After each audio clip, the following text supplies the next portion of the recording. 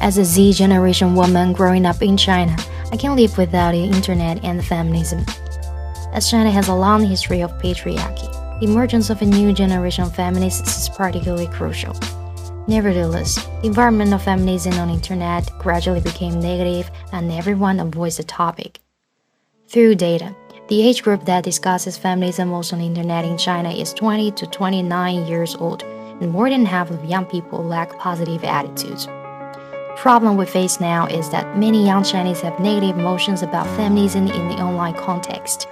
Next, I use the secondary research resources from libraries, literature, and networks, meanwhile listing stakeholder representatives and first research methods related to them.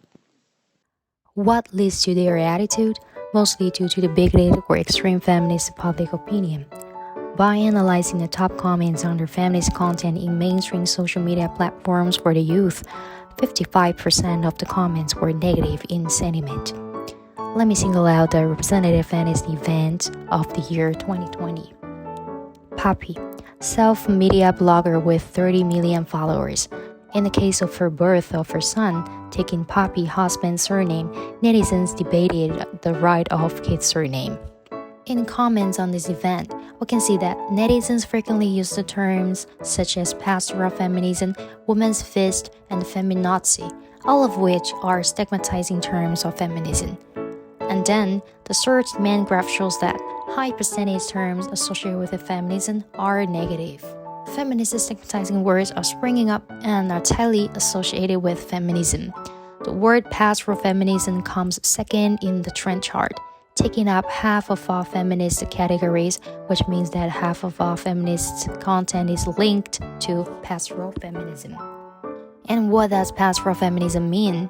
It can be used as a negative online buzzword for Chinese feminism, referring to a group of blind and extreme Chinese feminists. What do these negative terms have to do with young people? Pastoral feminism is discussed most frequently by those 20 to 29 years old, where 93% have heard stigmatizing terms associated with feminism, 68% resent it, and 46% lack a clear concept of how feminism differs from pastoral feminism. From the interviews, I heard the voices of young people. I feel that the current environment is a bit extreme, and many people are bluntly using some negative internet buzzwords about feminism. There are media outlets deliberately create a controversy on feminist topic online. I don't speak up. I don't want to be an accomplice to a controversy.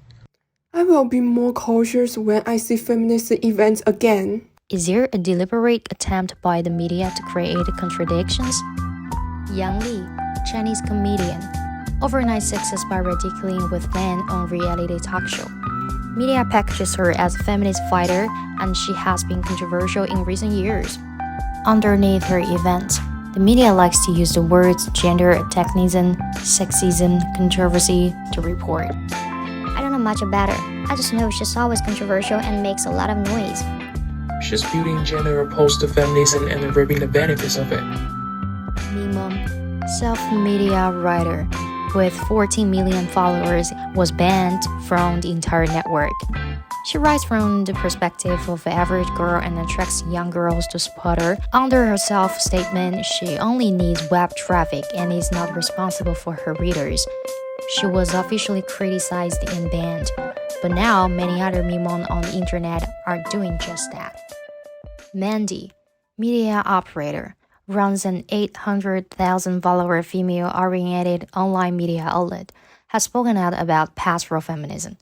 Creating controversy by publishing content about pastoral feminism and gender antagonism is really bad, but I admire it's the faster way to get web traffic. It's not enough to simply write content. You have to hire paid keyboard warriors to control the direction of opinion, and it takes the big ring going. Some people are already immune to this method, and we need to keep updating our ways of getting attention. The internet era is characterized by a culture of distorted information where traffic is paramount, and the media outlets thriving on the internet emphasize conflict and contradiction in their reporting for purposes of stimulating audiences and increasing traffic. It subverts feminism's positive image of asserting women's rights and litigating gender equality by highlighting negative feminist issues, associating them with stereotypes, and using stigmatizing slang names, stigmatizing feminism's reputation within the online community.